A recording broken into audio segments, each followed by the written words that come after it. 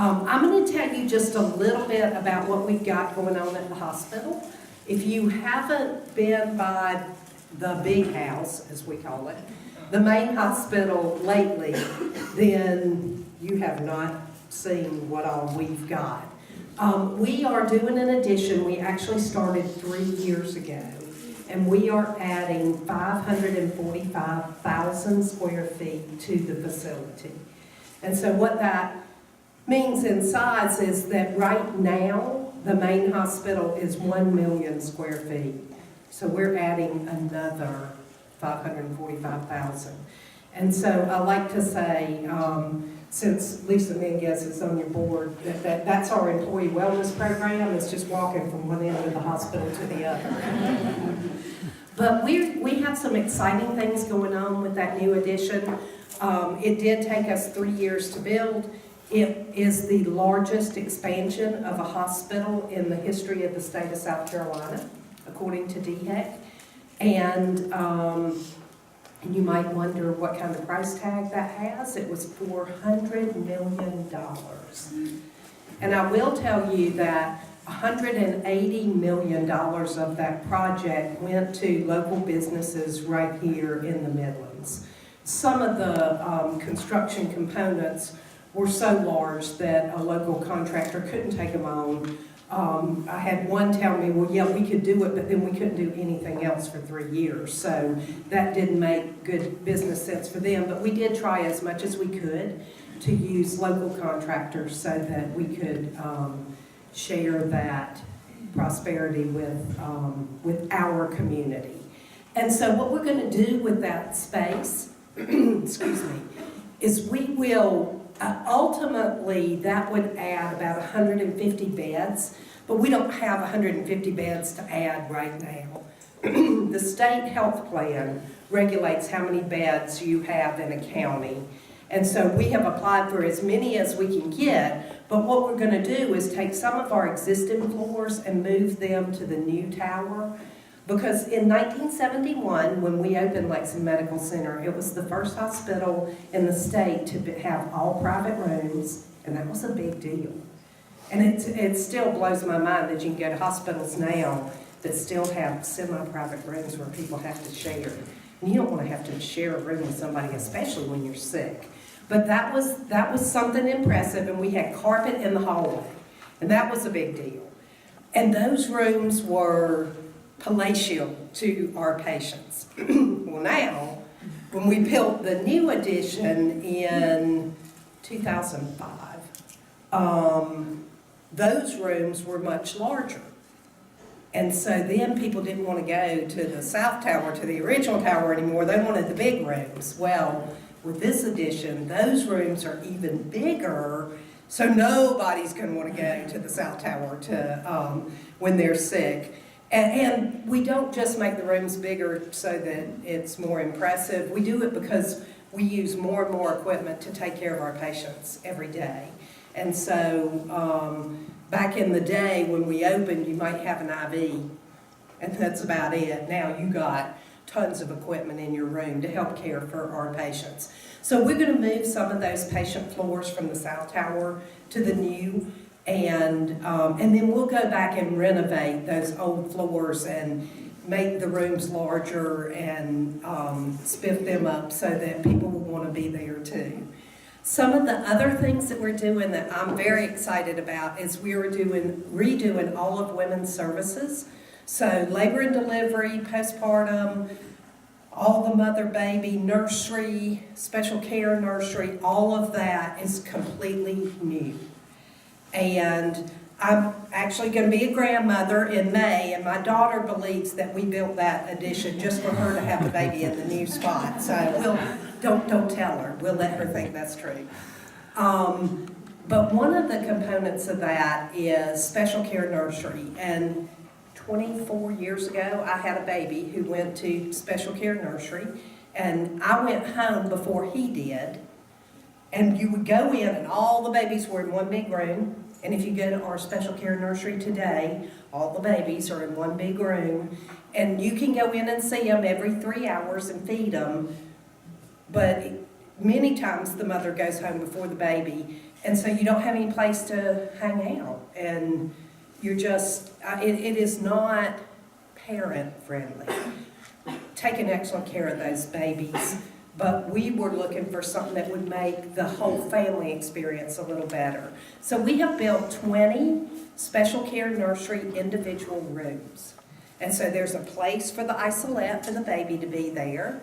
And then there is a couch, there's a built-in single bed so that the parents can stay in there with the baby. And that will provide such a better experience for everybody. And then we have 2 rooms that have space for 2 isolettes for twins. So we're very excited about that. We will be moving into that area the end of March, and we'll be opening that for patient care the first part of April. And so we are thrilled that we're expanding. And the only reason that we're expanding is because we're busy, we're full. If you've been to our ER, and there a lot of people have, because there's a lot of flu out there, a lot of all kinds of stuff, but many times we are having to have people spend the night in the ER because we don't have enough hospital beds to put them in. So this is really going to help us take care of our patients better. And we're just thrilled that our community supports us so well that we're able to do that. And so now, I would be remiss if I don't point out that February is Heart Month. So I have on my red, and today, Heather Long, who is our manager of cardiac rehab, is going to talk to you about how to keep your heart healthy. So thank you all for having me today.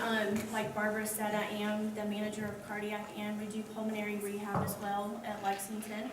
If you've ever been there or had a family member in rehab. I've been with the hospital since I was a baby, I feel like, I just hit 22 years since I was in high school as a partner. Again, if you have any children that have done that program, I started out as a partner and then went to Carolina for my undergrad in exercise science, and then got my master's in physical therapy at USC. So all through school, I continued to work at Lexington, and I said I would never work there full time, and I'm still there. So it just proves that it is an excellent organization. So I was in physical therapy probably for about 13 of those years, and then transferred over to cardiac rehab. And our manager just retired back in June, and I slid into that position. So it's been an honor, and like Barbara mentioned, this month is Heart Month, and so we're just going to kind of hit on heart health, different risk factors and things like that. If you guys have questions as we're going, please feel free to stop me. So kind of the first portion of this is just going to be, did everybody hear me okay? It's just going to be a little kind of anatomy. We always like to hit on this. We teach a class every day to our intervention or PCU floor, which is anyone who has had a heart attack, who's had a stent, congestive heart failure. We teach a class before they can leave the hospital. It's kind of their exit out the door. So a lot of these slides are from that presentation, but we like to kind of explain some of the anatomy of the heart first, in the first portion of that. This is basically a cross-section of the heart, so it's basically cut down the middle. It's usually about the size of your fist, and of course sits on the top left of the chest wall. But the heart has 4 chambers of the heart. Okay, so right here, this is called your superior vena cava. This is where the blood is going to kind of enter into this area. So we have 4 chambers. The top 2 chambers are called your atrium, and the bottom 2 are called your ventricle. So as the blood comes into the heart, it's going to enter into what's called the right atrium. It's going to flow down into the right ventricle. And then a lot of people don't realize this, but from the right ventricle, it's going to come out to what's called the left pulmonary artery. That blood's going to go out into the lungs, so it actually leaves the heart, goes into the lungs, filters out bad particles, carbon dioxide, things like that, filters that out, and it develops clean blood, which will then enter into the left atrium on the left side, and then it'll flow down into the bottom left ventricle here, and then it'll flow out, and it distributes blood to the rest of the body. So That's just kind of an anatomy of the blood flow in and out of the heart. And you see here a lot of people lately, it seems like, are having valve replacements. So if you've ever heard anyone have a valve replacement, you notice that, of course, we have a right and a left on everything. So the right valve is here, the left valve is there. So that valve over time has just become damaged. So they will replace that valve. And there's different approaches into the body that they can actually do that now. It's pretty amazing. These are some arteries of the heart. Again, if you've ever had this experience and you've had chest discomfort, you've been rushed to the hospital, and they do what's called a heart catheterization, then you may understand this a little bit better. But there's four main arteries in the heart that supply blood to the heart.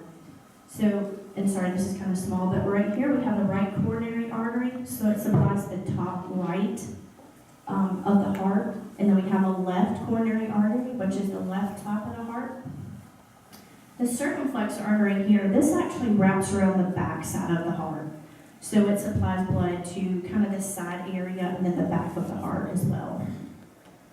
And then we have what's called the LAD. This is our popular artery that we see so many people have stents put in. It does, the left bottom of the heart does the most pumping action of the heart. Probably about 60 to 65% of our patients that come through cardiac rehab have damage to what we call the LAD, and that stands for left anterior descending. So it's the left part of the heart, anterior meaning the front, and then descending, of course, meaning going down. So it's the bottom, front, left of the heart. Okay? So what is coronary artery disease? A lot of people think this is something that happened overnight, and it's not. This is something that develops over time. I actually taught the class that we teach every day upstairs one day, and this sweet little lady said, "I ate fried chicken last night, and I had a heart attack this morning."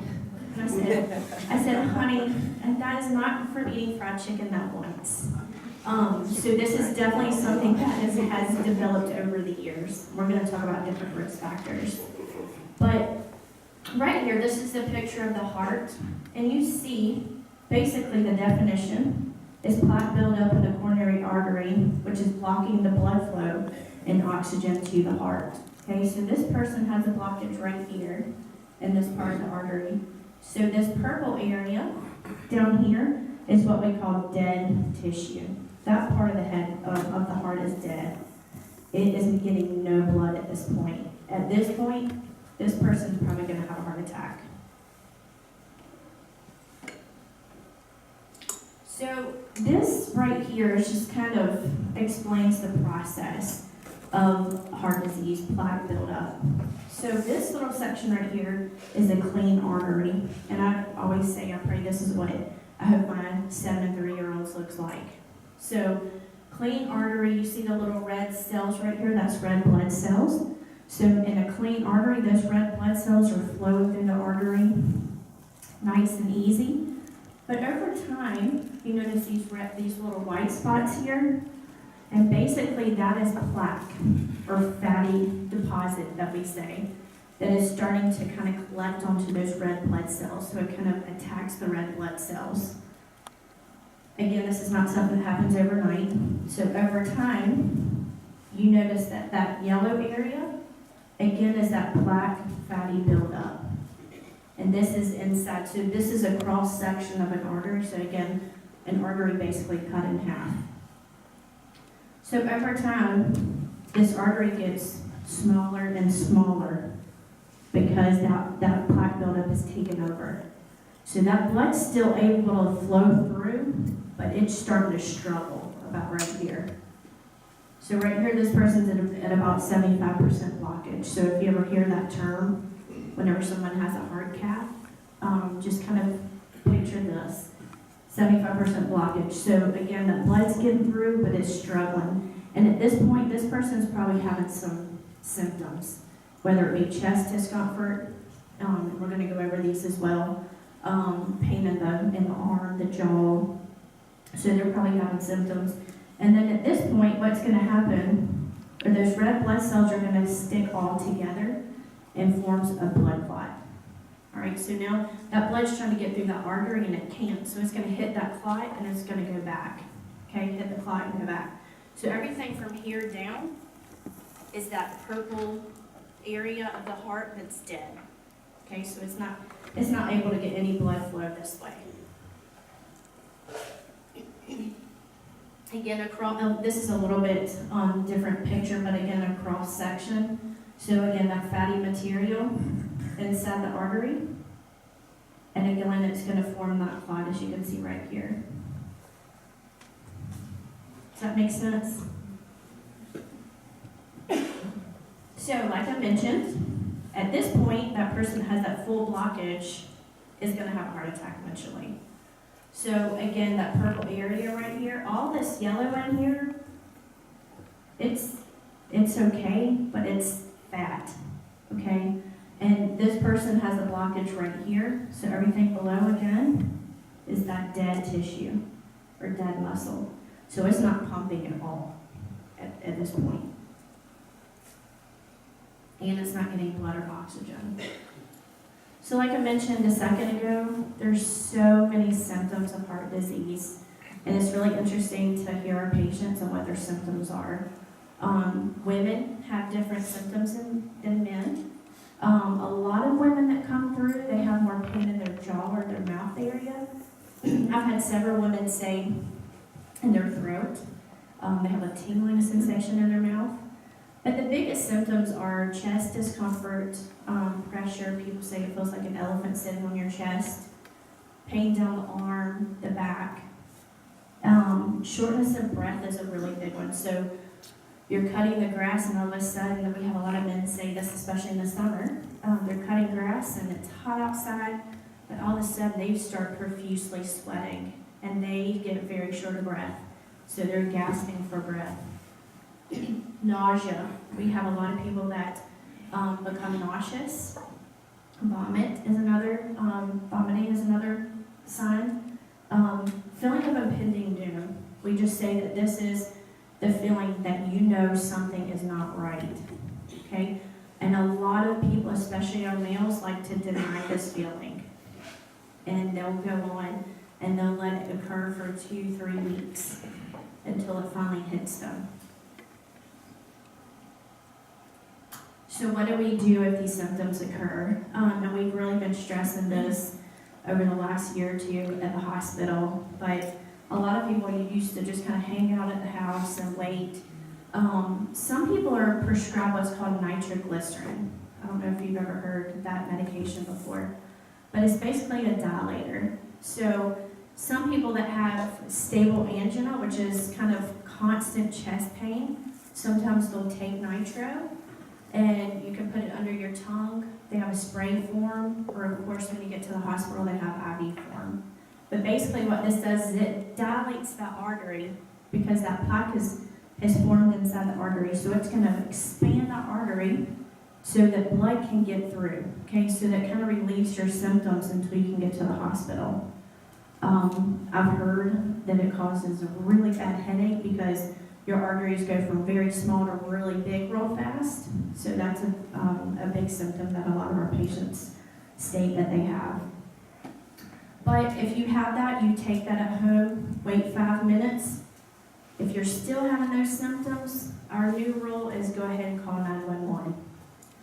Don't drive yourself to the hospital, go ahead and call. Because the ambulance has this medication and other things, then they can prepare the hospital to inform them that you're on the way, to have the cath lab ready.